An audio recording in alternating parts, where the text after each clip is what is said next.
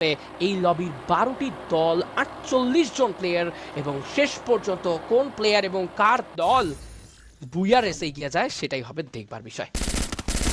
একদমই second match free fire road to Glory 2026 এবং second ম্যাচে এই প্লেন পাথ নিয়ে একটা প্রথম স্টেটমেন্ট তো দিতেই হয় জয়প্রোজ। একেবারে মিডলে কিন্তু প্লেন পথ হয়নি এবং ম্যাপটিকে প্রায় আমি বলবো যে 40 টু 60 তে ডিভাইড করেছে প্লেন পাথ। সো সেই জায়গায় কিছু ল্যান্ডিং এ আমরা হয়তো ভিন্নতা দেখতে পারি, লেট গো, বাট ইটস কাবো শুরুতেই লুজ করেছেন তাদের প্রথম প্লেয়ার। অন্যদিকেই আমরা AKM মিরাজদেরকে লক্ষ্য করছিলাম। আমি আবারও সেই রোমানের গর্জনটা দেখতে চাইবো, যদিও এবার তার কাছে পুরো লাইন আপ রয়েছে, পুরো টিমমেট রয়েছেন, তবে এবার কুল গেমিং দের এগেইনস্ট এ ব্যাটল। শুরুতে প্রিভিয়াস ম্যাচে আর্লি এলিমিনেট হলেও এই ম্যাচে হয়তোবা চাইবেন না আর্লি এলিমিনেট হতে। আভান এক পাখি, দুজন প্লেয়ার, পাখির এইচপি অনেকটাই কম, ডাউন নিয়েছেন তিনি। আভান এক সেকেন্ড ফ্লোরে উঠে যাবেন, তবে তার দিকে এই তুসিনের এগিয়ে যাওয়া লং থেকে প্রেশার ক্রুল। ও ওয়াও, এই সাপোর্টটুকু দরকার ছিল ইউএমপি হাতে, তিনি অ্যাকচুয়ালি সাপোর্ট দিয়েছেন টিমকে। তবে তো সিন ডাউন হয়ে গেল সেখানে। তাহমিদ এইবার ভাবাচ্ছে যে ওপেন ফিল্ডে খানিকটা ফেসে না গেলেন রোবানের কাছে ডাবল ভেক্টর, এবং ডাবল ভেক্টর দিয়ে অ্যাকচুয়ালি লং এ ব্যাটল করা তার জন্য অনেক হার্ড হয়ে যাবে। যদিও একটি প্লেয়ারকে আমরা শর্ট রেঞ্জে দেখছিলাম, ওয়ান এক্স তার দিকে ধেয়ে যেতে পারেন চাইলেই, তবে এটা কিছুটা রিস্ক হবে। জয়ব্রো দেখো আপার গ্রাউন্ড থেকে প্রেসার করছে, সো এই মুহূর্তে যদি কোনোভাবে রোমান ওয়ান এক্স এর দিকে আসলে এগিয়ে যায় বা তেড়ে যায়, তবে লং এর সেই স্নাইপার শটগুলো বা সেই লং রেঞ্জের ওয়েপেনের শটগুলো তাকে কাঁদাবে। এবং জিরো ফায়ার তিনি জাস্ট তাকিয়ে আছে কখন AKM মিরাজের প্লেয়ারগুলো বের হয়ে আসবে এবং কখন লং থেকে তাদেরকে চার্জ করবে। এক্স্যাক্টলি। আভান কিন্তু এই মুহূর্তে ডজ করছে। আভান মূলত আসলে ট্রাই করছে একটা ট্র্যাপ সেট করার, এবং সেই ট্র্যাপে যদি একবার রোমান পা দিয়ে ফেলে ওপর থেকে তো টিম সাপোর্টটা পাবেই। বাট সিয়াম ভাই, ওই যে আবারও সেই সিয়াম ভাই চলে এসেছেন, দুষ্টুমি করবেন এই জায়গায়। হয়তোবা তিনি আসলে মজার ছলে এসে সিরিয়াস নোটে একটা স্টেটমেন্ট জানিয়ে দিবেন যে হ্যাঁ, ক্রিয়েশন একদিকে, ইন গেমে কাউকে ছেড়ে কথা বলার পাত্র আমরা নই। বুঝতে হবে এই মুহূর্তে ক্রুল গেমিংদেরকেও। এই মুহূর্তে কিন্তু আভান অনেকটা প্রেশারে রয়েছেন, টিম সাপোর্টটা কি তিনি পাচ্ছেন প্রপার সেটাই কিন্তু প্রশ্ন। তাকে কিন্তু ব্যাকআপ প্রোভাইড করতে হবে। জিরো ফায়ার কিছুটা পিছিয়ে আছেন, সঙ্গে রয়েছেন পাখি গেমিং। ইয়েস, পাখি ক্রুল গেমিং এর জন্য খেলবেন তার দলের হয়ে। ভাইস ক্যাপ্টেন, এটা কিন্তু আসলে একটা সুইটেবল নেম বা একটা সুইটেবল ডেজিগনেশন হতে পারে ফর পাখি গেমিং। তিনি হয়তোবা তার এক্সপিরিয়েন্স, তার ইন গেম এক্সপিরিয়েন্স কিছু টিমের বাকিদের মাঝে শেয়ার করবেন। এবং সেই সাথে কিন্তু আমরা সিয়াম ভাইকে দেখবো, ডাবল ভেক্টর নিয়ে এন্টার করেছিলেন প্লেয়ার, এবং সিয়াম ভাই ডাবল ভেক্টর নিয়ে কিন্তু এবার আরো কিছু টিপস এন্ড ট্রিক্স অ্যাপ্লাই করবেন রোড টু গ্লোরি 2026-এর আজকের দ্বিতীয় দিনের ম্যাচ, যেখানে প্রথম দিনেই তাদের সংগ্রহ ছিল বেশ ভালো, দ্বিতীয় দিনেও তারা ভালো স্টার্ট পেয়েছে।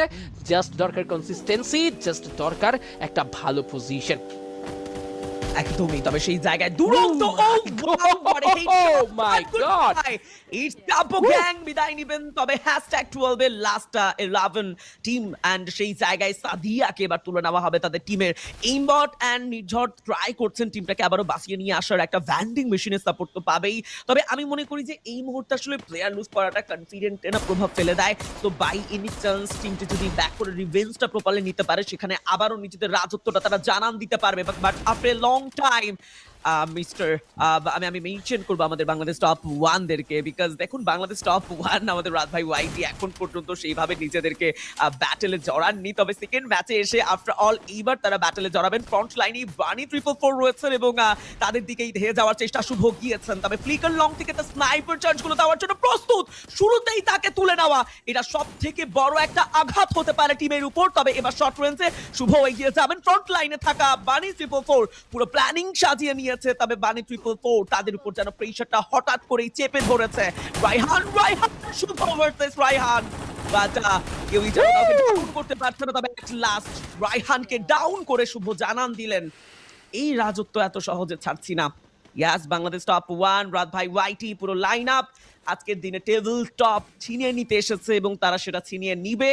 তবে বানি 444 এর জন্য এটা অনেক বড় একটা লেসন যে হ্যাঁ, তারা আসলে তাদের অ্যাগ্রেশন দিয়ে এই জায়গায় ব্যর্থ হয়েছে। কেন, কোথায় কোথায় তাদের উইক পয়েন্ট ছিল, কেন তাদেরকে এইভাবে চেপে ধরা হলো, প্রত্যেকটা পয়েন্ট অনুযায়ী যদি তারা কাজ করে তবে আবারও ব্যাক করার সুযোগ আছে। তবে রকমান গেমিংদের মুখে মনে হয় না হাসি আছে সেইভাবে, বাট নিজাদ হাসিটি চাইলেই ফুটাতে পারে। তবে জয়ব্রো, আমি ভাবছি যে একটা অনাকাঙ্ক্ষিত কিছু কি তবে হতে যাবে কিনা।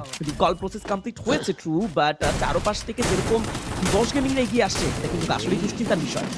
রাত, মাই গড ও another রাহাত Oh, ভাই wow. ভাই ভাই, ব্যাক টু nice. ব্যাক দুটো নক নিয়ে ইজি করে রেখেছেন ফাইট নেজাদ এবার রিভাইভ করবেন দূরে রয়েছেন রাস্টি এই মুহূর্তে কিন্তু ওয়ালে প্রেসার করে যাচ্ছেন ওয়ালগুলো এখান থেকে ব্লাস্ট করার ট্রাই করছেন ভাঙার চেষ্টা করছেন ডিস্ট্রয় করতে পারলে কাজে লাগবে আদারওয়াইজ রক্সম্যান ঘুরে দাঁড়াতে সময় নেবেন না এবার কিন্তু দিবস গেমিং ঢুকে পড়েছেন ক্লোজে টেনিসন এন্টার করবেন ড্যামেজ দেবেন রাহাত এই মুহূর্তে নক নিয়ে নেওয়া হচ্ছে রাহাতকে নেজাদ দিয়েছেন কাউন্টার টেনিসনকে আবার নক করলো রাহাত বারবার আসছেন সাপোর্ট প্রোভাইড করছেন but how long it possible এখানে Wow. কিন্তু নেজাদ আবারও বাঁচালেন আবারও দলকে ফিরিয়ে আনলেন সমতায় 7টি এলিমিনেশন পয়েন্ট তো রয়েছে টিম দিবস গেমিং দের কাছে বাট কি করবেন নেজাদের প্রতিটি শট আঘাত হানছে নেজাদ যেন বারংবার স্টেটমেন্ট জারি করছেন বারংবার প্রবলেম ক্রিয়েট করছেন সকলের দেখো কোন পজিশন থেকে ঘুরে এসেছে নেজাদের দল রক্সম্যান গেমিং এবার কিন্তু গেমিং উইথ অপু ভাই 2.0 ওদেরকে দেখতে পাচ্ছি উইথ 7 এলিমিনেশন দিবস তারাও থাকবেন লাইভ অপু ভাইদের হয়ে খেলবেন মারুফ অলরেডি ডাবল এলিমিনেশন সিকিউর করেছে সেখানে সিহানকে হারাতে হচ্ছে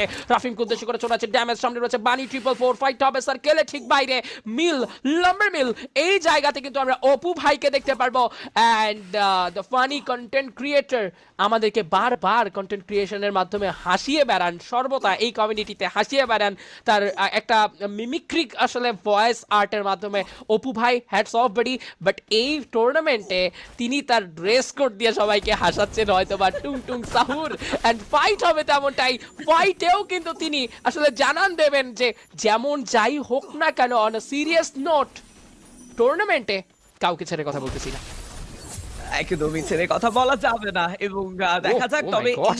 এইবার নিজের জায়গা থেকে কতটা মজাদার কিছু শট তিনি Oh my God, perfect! Long এ আরো একটা চার্জ আসবে ডাউন হবে অপোনেন্টের প্লেয়ারটি খুব Come on. দ্রুত কুইক তাকে তুলে নেওয়ার চেষ্টা অপু ভাই 2.0 যেন সেকেন্ড ম্যাচে এসে অনেকটাই অ্যাগ্রেসিভ হয়ে গেছে জয়ব্রো দেখো উইথ 9 এলিমিনেশন পয়েন্ট ম্যাচের 7 থেকে 8 মিনিটের মাথায় এত ভালোভাবে এত পারফেক্ট কিছু ফায়ার পাওয়ার এত পারফেক্ট কিছু রোটেশনের সাথে তারা নিজেদের কম্বিনেশনটাকে শো অফ করতে আমি বিশ্বাস করি তবে দুরন্ত অফিশিয়ালদের জন্য একটা গুড নিউজ যে দুটো প্লেয়ার লুজ করেছিলেন তারা রিকল করেছেন তবে এই গুড নিউজের মাঝখানে একটা ছোট্ট bad news and that is AKM Miraz যেন গল্পটা আজকে আর সেভাবে সাজাতে পারলেন না সেকেন্ড ম্যাচে আর একটা ব্যর্থ বিদায় without any position point just একটি এলিমিনেশন পয়েন্ট নিয়ে এই গল্পটা শেষ করতে হবে তাদের তবে অন্যদিকে যেহেতু এখনো 10টি টিম সার্ভাইভ করছে জয়ব্রো এবং জোনটা সুইং করছে দেখো এই মুহূর্তে যদি আমরা মেইন জোনের কথা বলি ব্রাজিলিয়ার কথাই মেনশন করি না কেন সেই দিকে 3টি টিম তাদের অবস্থান বা তাদের ঘাঁটি গেড়ে বসে আছে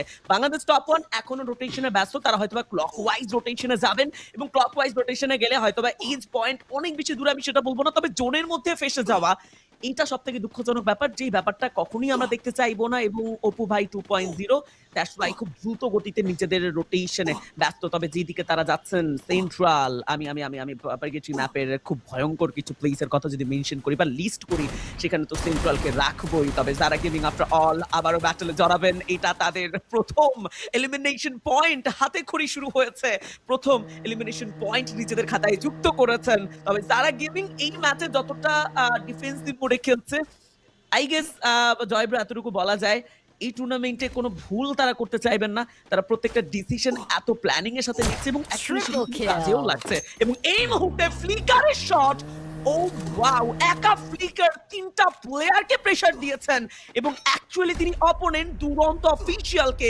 এই একটি জায়গায় জাস্ট বৃদ্ধ আঙুল দেখালো বলতেই হবে ফ্লিকারের এই এক্সপেরিয়েন্স বলতেই হবে ফ্লিকারের এই গ্ল্যামার গুলো সত্যি অসাধারণ এবার কিন্তু মানিক তিনি স্কোপ করে তো রেখেছেনই কতক্ষণ আগে তিনি স্কোপ করে রেখেছেন এটা একটা বিরাট প্রশ্ন দর্শক এখানে স্কোপ করেই তিনি হয়তোবা সার্কেলের বাইরে নজরদারি রাখবেন this is not watch tower bro এটা একটা ফিল্ডস এখানে যে কোনো মুহূর্তে প্লেয়ার চলে আসবে বানি 444 এই মুহূর্তে ডাবল প্লেয়ার লুজ করে বসে রয়েছেন নিজেদের খাতায় দুটো এলিমিনেশন থাকলেও রায়হান রাফিমরা কি পারবেন কাজের কাজ করতে এবার কিন্তু জন ভাইদের সঙ্গে ফাইটটা স্টার্ট হয়ে যাবে অপু ভাই ভার্সেস জন ভাইদের ফাইট ভিরাস লং থেকে দিচ্ছেন স্নাইপার ড্যামেজ ডন ভাইকে এবার মাটিতে মুখ থুবড়ে পড়তে হলো ক্র্যাকেন কিন্তু এখন পর্যন্ত অপেক্ষা করবেন ক্র্যাকেন জানেন কি করে কন্ট্রোল করতে হয় যে কোনো ফাইট ড্যামেজ ছোড়া স্টার্ট করবেন সফিনের কাছ থেকে যাবে ড্রোগেন শট রিভাইভ করার চান্সটা পাবেন কি ইয়েস ক্র্যাকেন সেই রিভাইভ ট্রাই করার চেষ্টায় রয়েছেন করে দেবেন রিভাইভ সাফিন সিচুয়েশন কন্ট্রোলে রাখার জন্য হাইলি ট্রেড করবেন এবং একটা ব্যাপার মেনশন করতেই হবে ক্র্যাকেন এমনই একটা প্লেয়ার তিনি যখন জানেন যে একটা ম্যাচ আমার কন্ট্রোল এসেছে, একটা ফাইট আমি একবার স্টার্ট করতে পেরেছি, একটা ম্যাচ আমি ফ্লো ক্রিয়েট করতে পেরেছি, সেই ম্যাচে ক্র্যাকেনকে থামানোটা টোটালি টাফ।